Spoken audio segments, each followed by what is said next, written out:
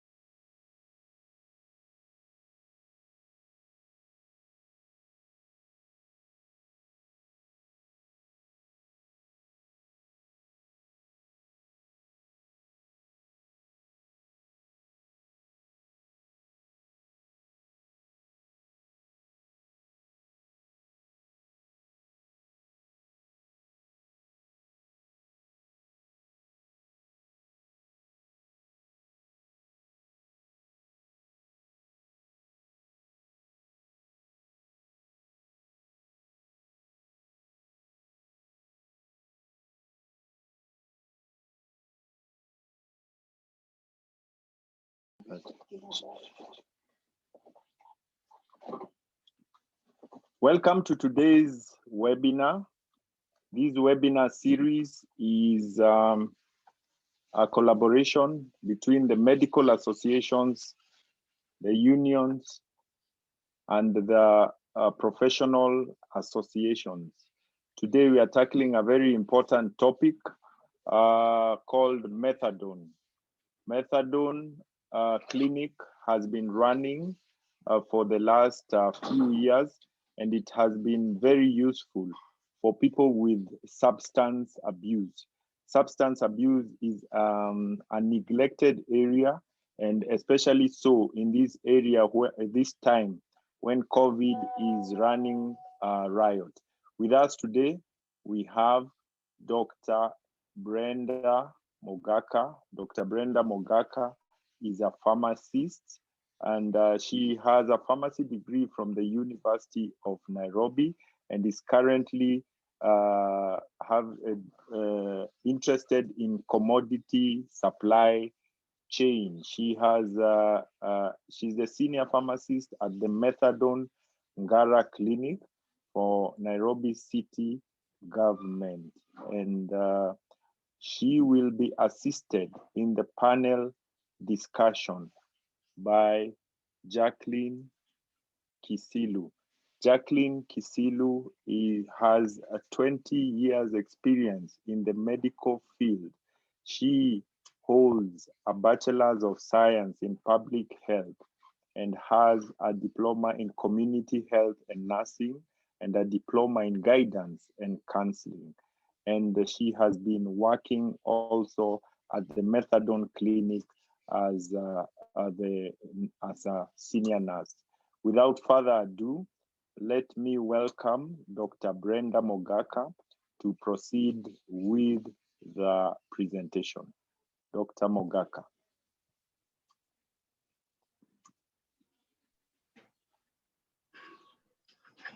Thank you so much, Dr. Kigondo, for that wonderful introduction.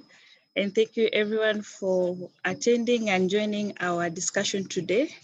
This is a platform where we share our experiences, where we share our work, and we learn from each other.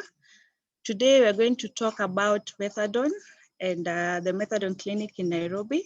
Methadone is a drug that is used for opioid maintenance treatment, and it's a program under NASCOP, the Key Population Program. And the key population of interest here is the people who use drugs. So we'll start with a presentation.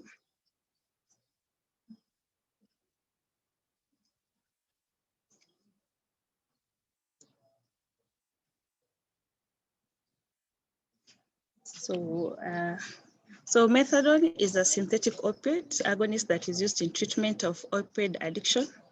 It works on the brain and binds to the mu receptors on the brain, similarly to heroin and morphine, other opioids.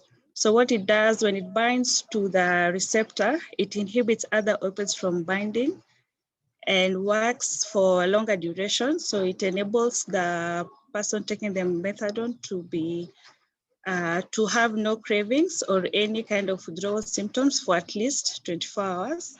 So it has been used globally since World War II and is the standard treatment of opioid dependence treatment.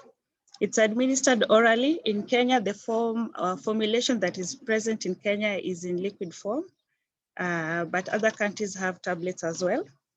The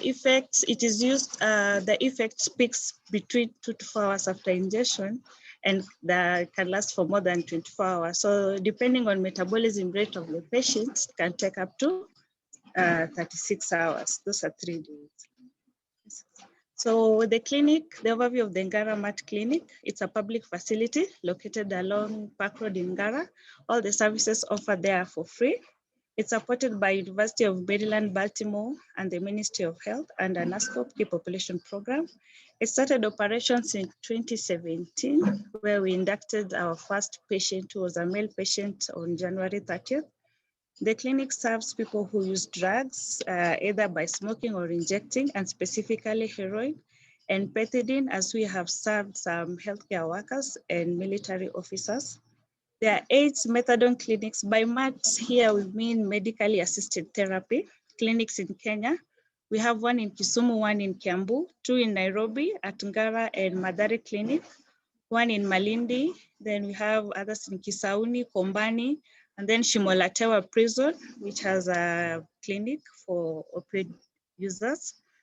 Apart from UMB and MOH who support the program, we have other civil society organizations. In Nairobi, we have 3, namely LVCT, NOSET, and SAPTA, who assist in the program and offer other harm reduction services such as needle exchange programs and HIV prevention treatment. So this is the slide on harm reduction package. There are 10 services that are being offered. So we have needle and exchange program, HIV testing, opioid substitution therapy, which is methadone treatment, ART, prevention of STIs, condom distribution. But my colleague Jackie will take us through these harm reduction packages at the end of the session. So statistics globally, why we are attending to their special clinics on methadone, according to UNODC report, World Drug Report in 2019, sorry, it's not 2020, it's 2019, they had a press release that showed globally people who use drugs are 269 million, out of which 53 million are opioid users. So it's like there's an opioid pandemic, especially in North America. So the HIV prevalence among people who inject drugs is 1.5 million, with a prevalence of 5.6 million with hepatitis C. Then in Kenya, locally, there are people who use drugs, according to CDC in 2014, of 48,000, with a prevalence among this population to be 18.7%. In Nairobi only, out of 16,000 people who inject drugs, 5,000 are in Nairobi. That accounts for 31%. That is according to NASCOP. They had surveillance in 2019.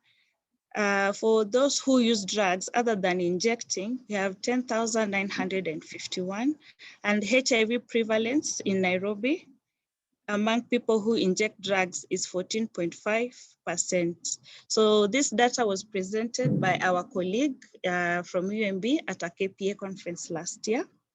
So objectives of the methadone treatment, maintenance treatment clinics, first is to reduce morbidity and mortality associated with illicit opioid drug use, such as overdose. And we know the key population they have poor health-seeking behaviors, which can lead to mortality. To prevent HIV transmission of HIV and other bloodborne infections such as hepatitis C, since most of the patients, especially drug injectors, because of the problem of sharing needles.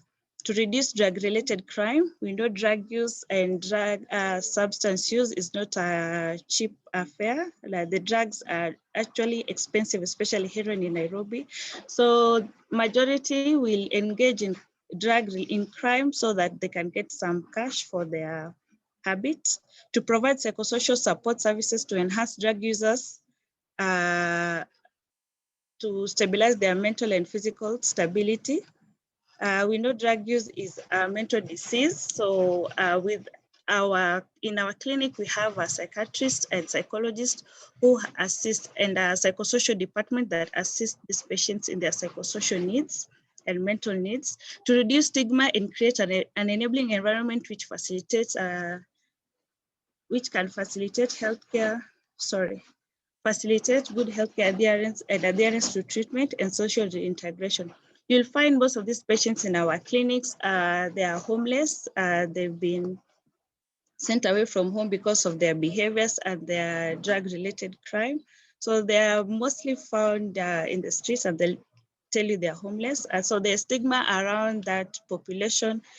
And so we work with them for adherence to treatment and also help in social reintegration. So our psychosocial team does a good job in family reintegration and social reintegration. So operations at the clinic, it's a daily dose drug. So the patient visits the clinic every single day from Monday to Sunday throughout the year.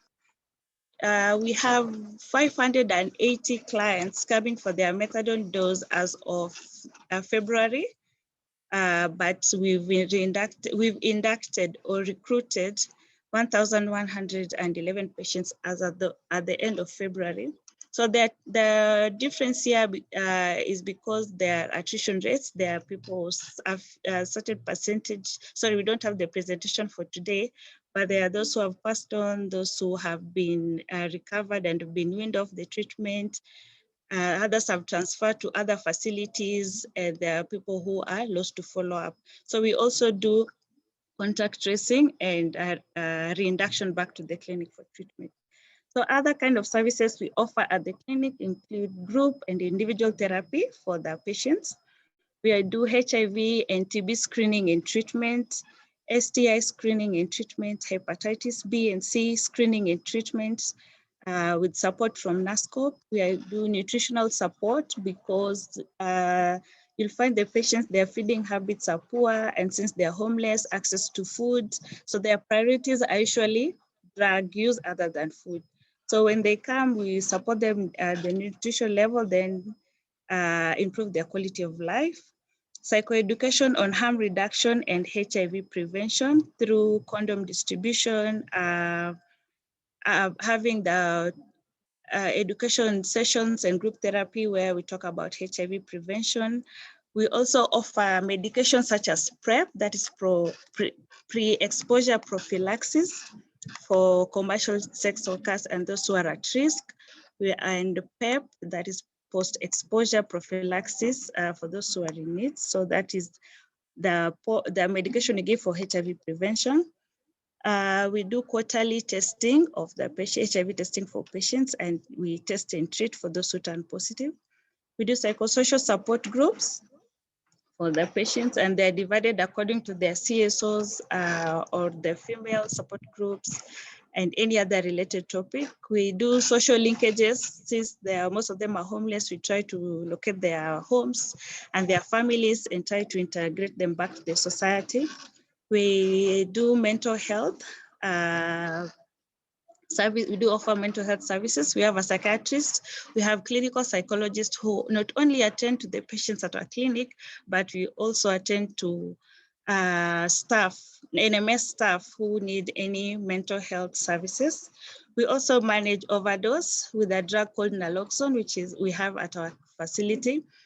We rarely get the cases of overdose because most of them are in the den or outside our clinic, but we do manage those who come, who bring the patients on time. We've also trained healthcare workers on overdose management. We've trained our main sub-county office called STC Casino. We've trained staff there for management. And also we've trained some remand officers who actually managed a patient while in prison for overdose. We also work closely with other hospitals. We are adjacent to the Ngara Health Center, especially for maternity services. Yeah, Pumwani for maternity services, Mbagathi, KNH, Thika Level 5. When we get a patient admitted at any of these hospitals, we get approval letters and authorization letters from NASCO, where they authorize methadone to be dispensed. Since it's a controlled drug, and it's only supposed to be dispensed within a controlled environment, which is Ngara Methadone Clinic. There are other hospitals which have qualified personnel. We take the medication for the patient for at least 7 days, where they ensure there is continuity of care.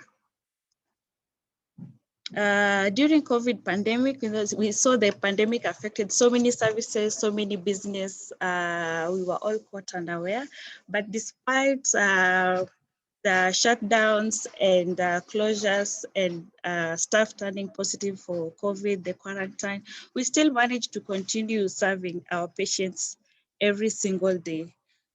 There is some of the services that we offered and measures we put in place to continue with care include having adequate supply of PPEs. Ngara Methadone Clinic is a small facility with adequate number of staff. So our supply was sufficient to cater for the staff by our employer NMS. NMS coordinated mass testing for all clients and staff because there was the first staff to test positive for COVID was a staff at Ngara Health Center. Now being adjacent to the clinic, the NMS coordinated mass testing for all patients and all clients, which was at the time 495, and none turned positive. All results came out negative. We had an innovative shift system that allowed healthcare workers to be on 2-week quarantine so that we don't mingle because of contact tracing, and the clinic has to be operational every single day. So if a team, we used to work in teams, if a team, one of the team members is positive, they can go on quarantine and the other members can continue with the services for the next 2 weeks. We had donations and distribution of masks from various stakeholders to the clients as well as to the staff. Some of the stakeholders included the University of Maryland, NACADA, FDM, KenPod, which is an organization for people who use drugs, and some of the masks that were used from cholera program, which were remnants. We did prison dispensing. During that time, there were so many of our clients who were arrested because of defying the COVID rules. There are a population who cannot afford most of the items, and during that time, masks were very expensive. So you'll find them, they didn't have masks, the law and lockdown, so they used to defy the rules. We had 17 patients who were in remand prison, but we were actually able to dispense to all of them at the prison. They continued with their care in remand and Thika prison. Initially, our patients used to be brought to the clinic every single day, those who were in prison. But with the COVID scare at our clinic, we had one of our staff who turned positive for COVID. So with the scare and the lockdown at remand prison, we changed the arrangement to dispensing the methadone to the officers at the remand prison. We did an on-job training for them and oriented them on methadone use, dispensing, and also opioid overdose management. So they can pick the medication for 7 days and they dispense every day to the patients at the prison. There were passes that were given to clients by their local administrative who used to come every day for the clinic. Because of lockdowns, and our patients come from very far. They come from Central Province, and during lockdown at Isili, we have several patients who come from Isili. So they used to get letters, authoritative letters from their local administration to be able to pass the roadblocks and come for their clinics every day. We had support supervision from both the county, CDC, and UMB, and NASCO, especially on IPC. During COVID times. We had debriefing sessions by our county mental health team that was key for continuation of care and moral support. Since one of our staff at Ngara Methadone and Ngara Health Center tested positive, there's a lot of stigma, fear, and discrimination. So the county team really came in handy. We did several debriefing sessions. We supported each other and we managed to continue care for the patients. And also we were able to manage our mental status at the time. There's consistent and continuous uninterrupted supply of methadone by KEMSA. We did not have stockouts at any given point. So these images, the one on the left, on my left, is during our mass testing at the Ngara Mat Clinic. You could see how many, we tested so many patients on one given day, and it was a really successful day. This is the team from Madare and Ngara doing inspection and orientation for prison staff so that they can be able to dispense methadone. So every day, this is how the clients came for their methadone every day from prison. So we changed from this. Now they can receive their methadone from the prison. And this is how our clinic, very pretty clinic looks like for NMS. So the successes around that period, we had during the COVID, before COVID, we had 90% retention of clients, but with the scare and the lockdowns, shutdowns, we were able to reduce, but right now we've recovered. We've done an RRI to improve our retention. We had 3 ladies who safely delivered babies. We usually call them methadone babies in other facilities. We experienced greatest teamwork during that time, especially because of the shift system. We worked as a team despite our job descriptions. We had low COVID positive cases. I didn't put the percentage, but we had only one staff, and one from those who were tested, we had one patient who tested positive, but he was in prison, so he was able to recover. And we had one overdose management at the prison, which was a good job. So the challenges we experienced, suspension or of some mat services. For example, we stopped inducting new patients. The laboratory services were halted, so no HIV testing, no urine toxicology services. There were increased number of arrests. We had 17. That has been our highest ever during COVID in prison. We had rising cases of GBV, intimate partner violence. We had a group support therapy for women, and this is one of the points they raised. As we serve so many people in a day, it's difficult to control crowd. It's difficult for the patient to ensure their social distancing. They do crowd. They do not adhere to public health preventive measures against COVID, like washing hands, wearing masks. It's usually a fight every day with the patients. They tell you they can't afford masks.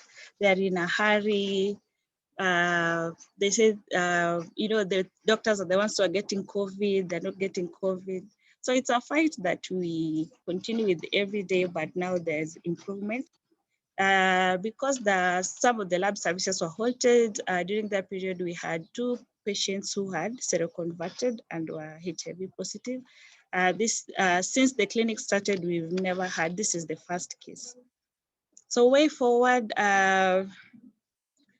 we will propose starting a fixed dispensing site in one of the prisons in Nairobi.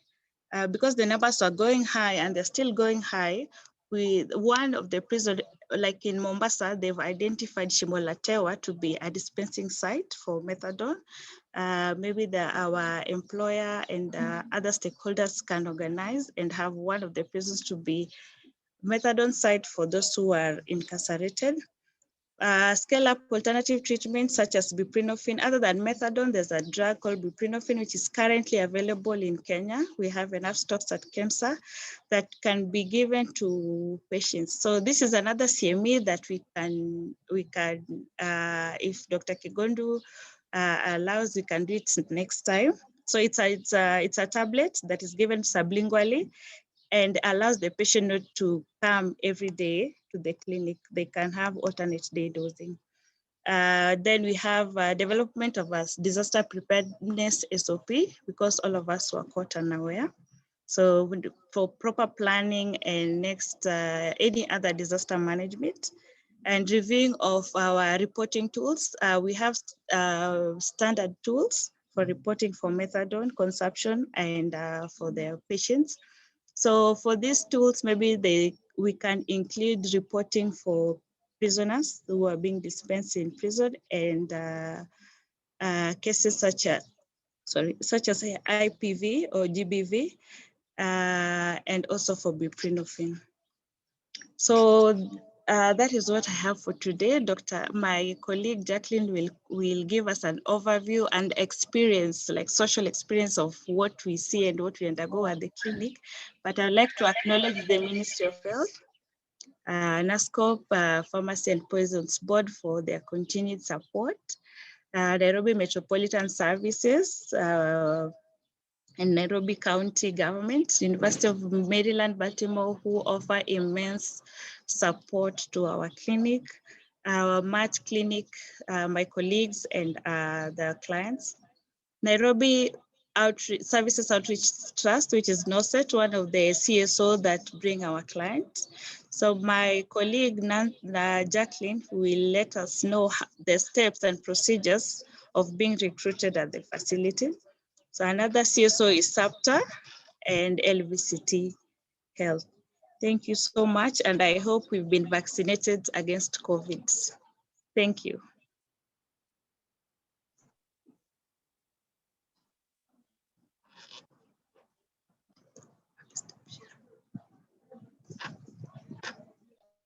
So good afternoon. I will continue from what Brenda had shared in terms of how we incept our clients into the MAT program. Well, from what you have heard, we do not operate as a walk-in clinic. All our clients are referred to us by the CSOs that have been mentioned there. That is NOSET and SAPTA and LVCT. So they normally refer to us as clients after they have done some sessions and they have given them an overview of what to expect when they come to the clinic. So it's normally not very hard. So for those who want to access our services, it's not a walk-in client. Our clients normally pass through the CSOs. And the induction process is normally a one-day affair.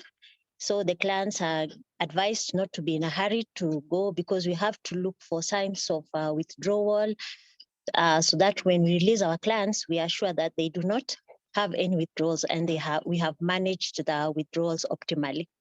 So with that, we work with CSOs, as Brenda mentioned earlier, and we are guided by an approach that is known as the harm reduction approach, which is a public health approach that helps us to serve our clients with a lot of dignity, considering that substance abusers are normally seen as outcasts. They are people who are not appreciated or wanted in the community because of their behavior.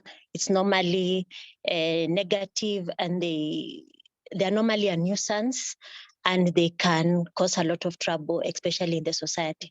So the harm reduction approach is used, especially when managing our clients, and it has many options. We look at a client holistically, whereby we try to attend to the social, physical, emotional, and psychological and medical needs. From what we have done, from what we have seen, methadone is one of the harm reduction strategies, which is mostly targeted at ensuring that our clients do not inject drugs using syringes and needles, because this is one way of transmitting HIV and hepatitis, which are very difficult to manage. So we'd like to reduce the transmission of HIV to our clients and ensure that they do not get infected while they're using drugs. So one of the approaches we use while giving harm reduction, we have with support of the CSOs, they normally have a needle exchange program whereby client comes for clean needles that have not been used, and they are psychoeducated on how not to share, and they are given refills on demand.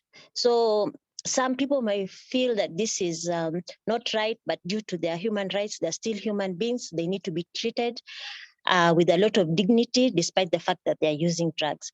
Also, we normally use a non-judgmental approach, whereby we treat our clients with all how we can humanly possible, by being accepting, not discriminating, and making them feel at home while they come to the clinic.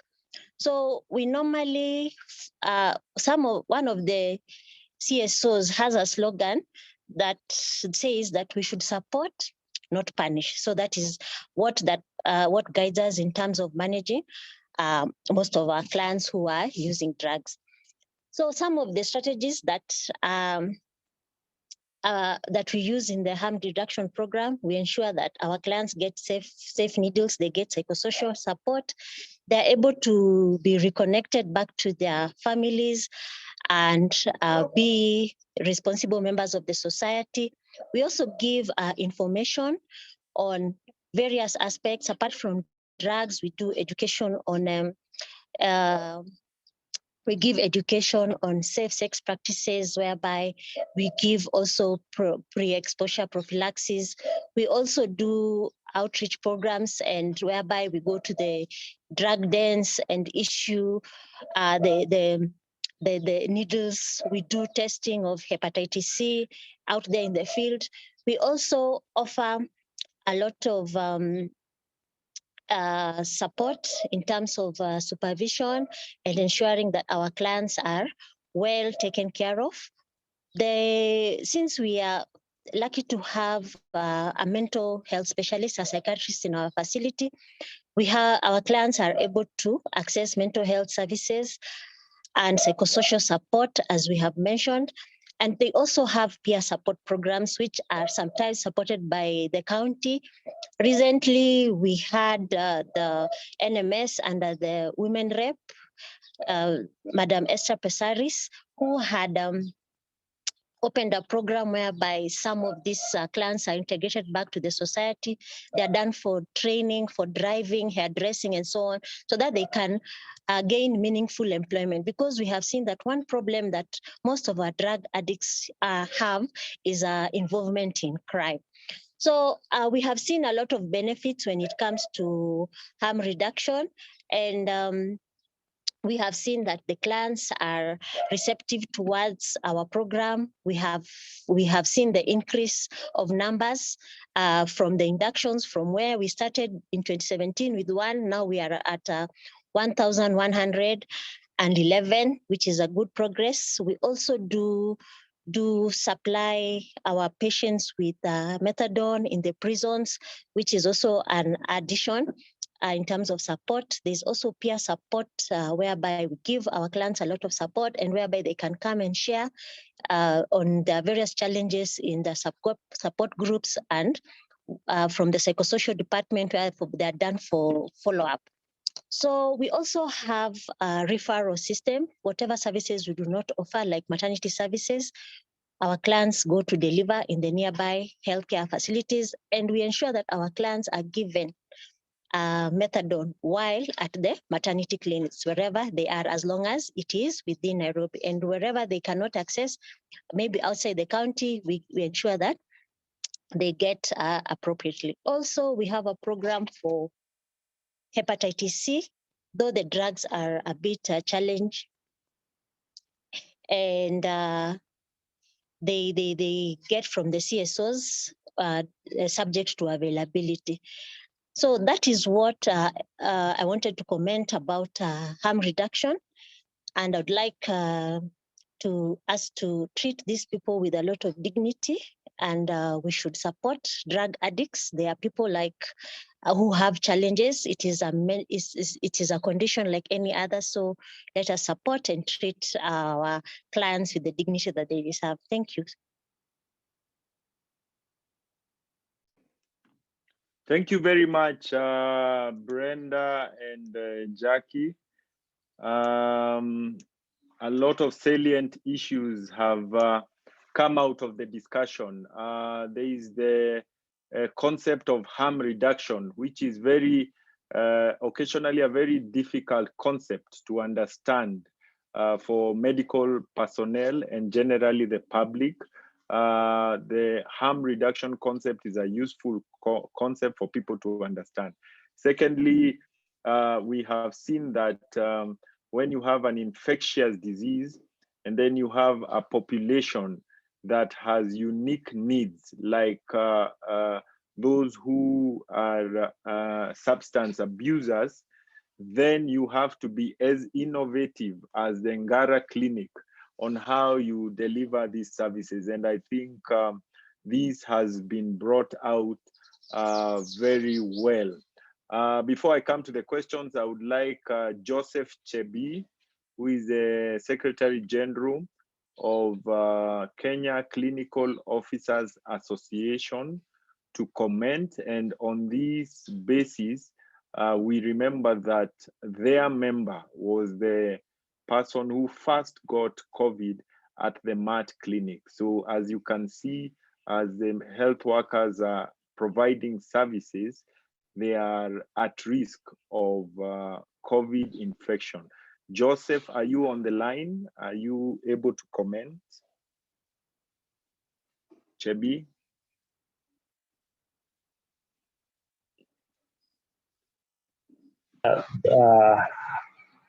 Hi, everyone. Thank you so much, Jacqueline, Dr. Prenta, for a quite informative presentation that you have made this afternoon on behalf of Methadone Clinical Services. I think it's actually a service that targets a special population. And that is where I feel we have had gaps over time. And we are now quite informed, and probably we may need much more of this information as healthcare workers so that we get the right way on how we can approach these patients. Sometimes we may forget people, or sometimes we tend to stigmatize on patients who have had drug abuse and sometimes issues to do with psychiatric tendencies, and not because we really want to do that, but probably because we don't have information. There's lack of knowledge that we fail to attend to these patients. We look forward to having such a special presentation targeting special groups. I would really commend the Methadone group of what they are doing, plus other partners who are supporting them. And we look forward to see you give solution to the current time challenges that you have really started, and also looking forward to see you network with other partners and groups so that we give a solution to the society. That was a practical presentation, real, and something that has been happening. and managing our patients. Thank you to other panelists. My senior colleague, Dr. Kingondo, thank you so much for managing to coordinate this webinar session, and also our participants who have managed to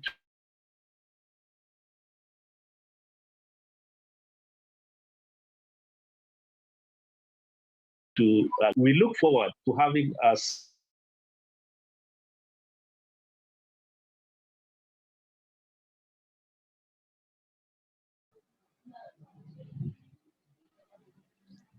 All right, back to the questions. Dr. Brenda, why are prisoners closed at the pharmacy window when they are two? Is it that the police or the prison warders are not informed that one needs privacy during dosing? Dr. Brenda, I'm sure you have encountered this.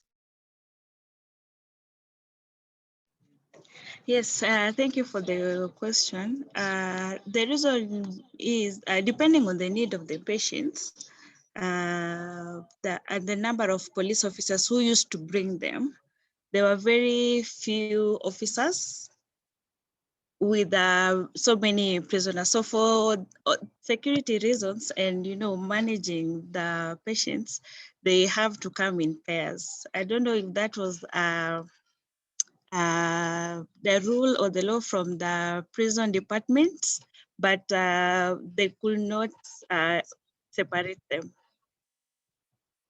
because of security reasons. Yeah, the issue of handling prisoners can be a bit tricky, and occasionally the rules may be flouted. But I think the next question is, as concerns the reality of drug interactions, inclusive of alcohol with methadone, what criterion is used to change the clients to buprenorphine? Okay, let me start with alcohol use. We normally administer alcohol to patients that we suspect have alcohol drinking problem, or patient that you suspect. We have an SOP that guides you to tell if a patient is intoxicated or not. So you watch as they come towards the window for dispensing, you watch on how they are walking, if they're staggering, smell of intoxication, or if they're dozing off at the window. So if you suspect a patient, we send them to the social department. They get a bit of counseling, and for the day, according to our SOP, they're supposed to, there are levels of alcohol. It's called what? Blood alcohol concentration. So depending on the level, we either administer the full dose, half dose, or we send them away, come the next day, because there is a drug-drug interaction with alcoholism. Buprenorphine, we have a criteria. First of all, someone has to be, for those who are not on methadone treatment first, they have to have a history of less than 1 year of use, at least 1 year of use of heroin. They don't have any contraindication with buprenorphine. And those who are on treatment, they have to be on a methadone dose, which is below 40 milligrams. So every patient has their own dosing level of methadone, depending on metabolism rates and if they're having any kind of withdrawals. So we watch out for alcohol use with both methadone or buprenorphine, because they'll cause respiratory distress. So for those who are majorly serious alcoholics, we refer them to other facilities for intoxication. So they stop their methadone treatment first, they deal with their alcohol use disorder, then they come back for treatment. To Jacqueline Kisilu, we have heard that some of the patients can become violent. What measures have been put at the clinic to protect the health workers from violent patients, and especially people of the nursing cadre? Okay, sometimes this violence comes unawares. We are normally caught unawares. And you see, when you're caught with your guard down, it becomes very difficult. But as a clinic, we discourage overcrowding. So once the patient doses, they should leave, exit immediately. They are not allowed to hang around the facility, because once when there are many, they tend to influence each other and look for faults here and there. But we have had one very bad incident, but luckily none of our staff was injured, but property was damaged. And we have a hotline for from the police. The Pangani police station is just nearby our facility, and whereby we can access immediately in case we need backup for security. But if we normally get various forms of violence, especially verbal. They tend to talk, they have vulgar language towards our staff. We have a psychosocial department, and we normally flag down these clients. And before our clients start treatment, there's a consent form they sign, whereby they have to attest that they are not going to cause violence. They are supposed to be disciplined when they are at the facility. So we normally refresh that during a multidisciplinary team meeting, whereby the clients are reminded of how they're supposed to behave. But in case they do not want to change, they are taken back to the CSO for further counseling and follow-up, and they are stopped from taking the methadone for a while until they see if it is important to them or not. Thank you very much. And an anonymous attendee wants to know, is there any success story on weaning off a patient either on methadone or buprenorphine in Kenya since your program started? Yes, we have. We have patients we've already weaned off, but relapse is part of treatment. So one of the criteria of being at the clinic, you have to be on treatment. The longer you are in treatment, the better the outcome. So at least be in the clinic and receive services for at least 2 years. And then the weaning process takes a bit of time because your dosage is being tapered off slowly. But so far in our clinic, we have around 8 patients who've successfully been weaned off, and they are yet to come back. Excellent, excellent. And Dr. Jacqueline Kisilu, Isabella Orege is asking, why do substance abusers who are confined and managed in rehab centers relapse very quickly despite the high cost of rehab services? Addiction as a disease is normally very, this is something that has to do with behavior. And from the behavior change model, if somebody has not gone through all the processes of behavior change, you find them reverting back to drug abuse. So it is normally individualistic. If somebody does not want to change, us as health professionals, there's nothing much we can do. We just support.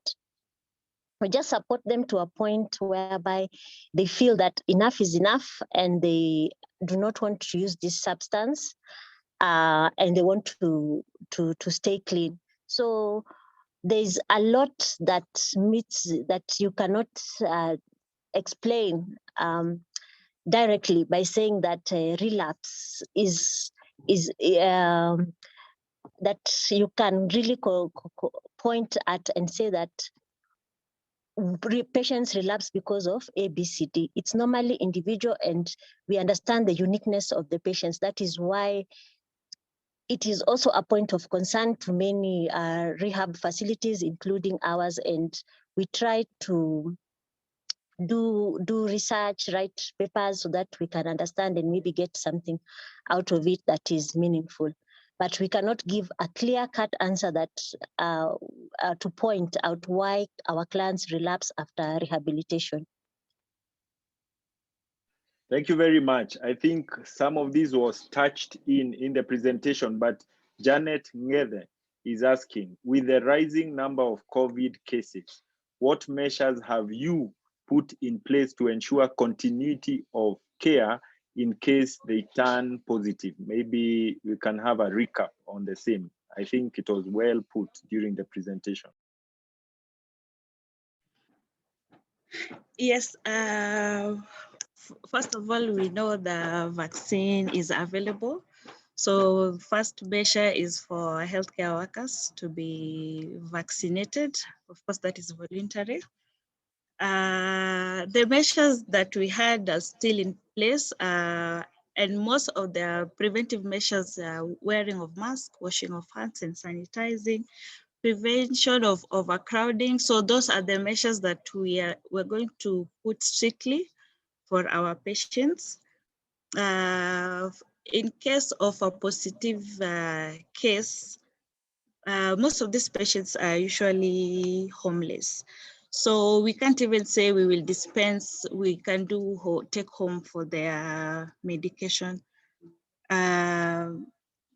So that is a bit challenging, but with the help of NASCOP, they are coming up with something so that we can be able to prevent and manage spread of COVID among our patients. But for continuation of care, as we have said already, we'll continue with the prison dispensing, the team shifts, which we work in teams. So when one team is present, the other team stays at home so that we don't interact. In case of contacts, the other one team can go on quarantine, the other team can continue with services. We continue with supervision and IPC measures. Yeah, those were the points. Thank you very much. And Felix Kiprono has asked a very important question.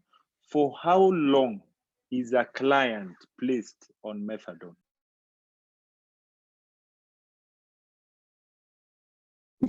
The services, the methadone services, research has shown that for better outcome, the longer you stay for the services, the better and improved the outcome is. But according to our SOP, the clients can, for at least 2 years, be at the clinic, because the first year is for induction and monitoring and ensure that your dose, you are at a stable dose for a period of at least 6 months.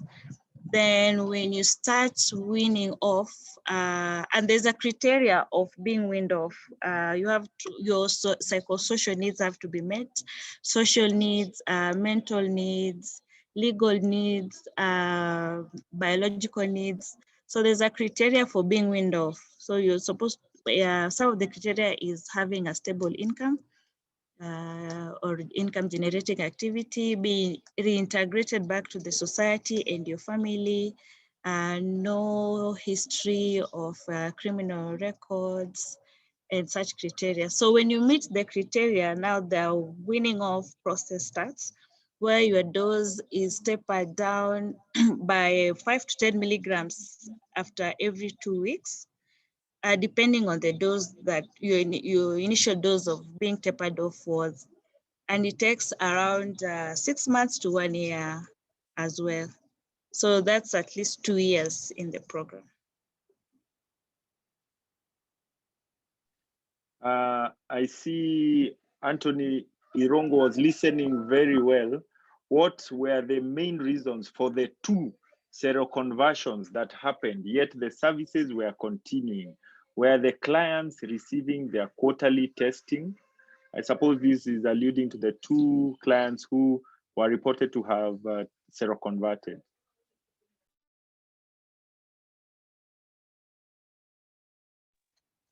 I will attempt to answer to that. From the background we have, our clients are unique in nature, and we see that substance abuse normally causes one to engage into risky behaviors. So we can attest this, or we can point this seroconversion to engagement in risky behaviors while under the influence of drugs. So they have the knowledge about condom use, they have the knowledge of availability of PrEP, but if somebody is not receptive in using the available preventive measures, these are some of the outcomes that we get when the clients are not adhering to what the information they have in regard to prevention of HIV and AIDS. So these are some of the shortcomings that are there that are beyond the control of a healthcare worker. And that is why it's not that the services were not there, the services were there in terms of testing and follow-up. So this is some of a challenge that arose during COVID, and we are looking into that as a team. Thank you very much. With us, we have the Kenya Medical Association CEO, Dr. Elizabeth Gitau. Dr. Elizabeth Gitau recently visited one of the rehabs in Lamu.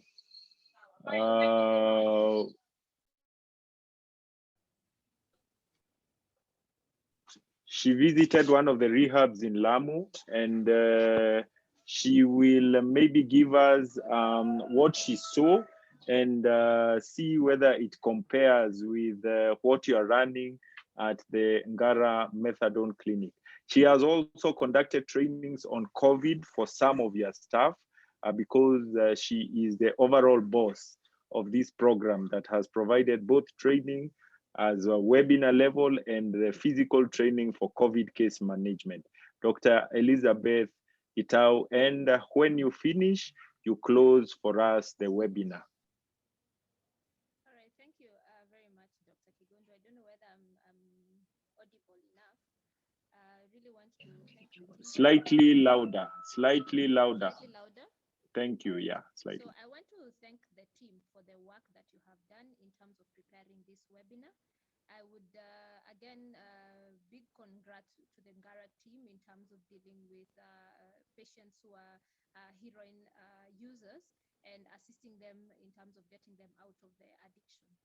So from my experience in Lamu, and this is at King Fahad County Referral Hospital, where they have a methadone assisted treatment center, where they give methadone to patients who or to people who actually are heroin users. So at the clinic, what was quite impressive is that the methadone clinic actually. Okay, I see someone is saying they cannot hear me, so let me just. You can shout a bit more, but I can hear. We can hear, but shout just a bit more. Much better now? That's all right. So maybe to say that in the Lamu clinic, what was impressive, apart from the methadone dosing that was being done, still the same as the Ngara clinic, is that there was a lot of psychosocial support for the heroin users. And this was aimed at, one, as much as you have dealt with the biological issues related to addiction, there's also the social issues that are related to addiction, and they were using psychosocial support to be able to deal with this. The other thing is in terms of linkage to care, and even as you can see from the presentation from Ngara, is that these patients are tested for HIV, tested for TB. Usually there is a toxicology done to check out whether they're using any other substances, and they are assisted to actually and are linked to care either to the TB clinic, to the HIV clinic, among other things. And you can see even in the Ngara clinic, you are having mothers being linked to antenatal care. So what was impressive is that, one, that we have such facilities here, and we have a lot of donors who've actually been supporting the counties to set this up. I think these are some of the things that we need to write on the ground, so that it is important, so that in terms of sustainability, the government can actually see what is going on, so that we are not a lot of CSO or donor dependent, so that these are sustainable and they actually get into the Ministry of Health essential services services so that we're able to help our people. So I have seen one question coming in. As much as I'm being told to close the meeting, I think I'll let Dr. Kigondu address that one question from an attendee before I complete. Thank you very much. We have received also advice from Dr. Eva Mosheru that clients may continue using substances to self-medicate to deal with their mental health symptoms like low mood, insomnia, and anxiety symptoms. Now we're over to Dr. Moirori has asked, do we have the capacity? No, vaccines now. Now we are not on the vaccine issue yet. Which, Okay, I haven't, yeah, that was a comment by Dr. Right. Mosheru. Okay, thank you very, very much to this team, and thank you for always bringing us on board and what was going on. It was very impressive to listen to the recent experience during this COVID pandemic, and I do believe that when people are setting up other centers for medical assistant treatment, is that we will have more correlation with the other healthcare system to ensure that we are ready for any emergencies. In terms of surveillance and also in terms of reaching out to those who don't come to the clinic, when you hear is that all the clients are usually referred to the facilities. So also the facilities should take advantage in terms of reaching out to those who might be addicted, but they do not know the availability of these facilities, and also reaching out to healthcare workers who might be able to refer these patients to you. With that said, I want to believe that we've come to the end of our webinar today on Thursday. Just to remind you is that we hold these webinars every Thursday, and we discuss various issues related to COVID management and also our experience during this COVID period in the health facilities. On Tuesdays, we have the mental health webinars where we discuss various matters related to the mental health of healthcare workers. And we invite you to participate during these webinars, which have been quite enlightening. Above everything is that we have provided a call center for healthcare workers where you're able to call in and a psychologist is able to assist you should you have any anxiety, depression, any suicidal ideation, any mental stress or fatigue, which the psychologist may be able to handle via phone or refer you to the relevant mental health expert. Thank you very much for having us, and goodbye.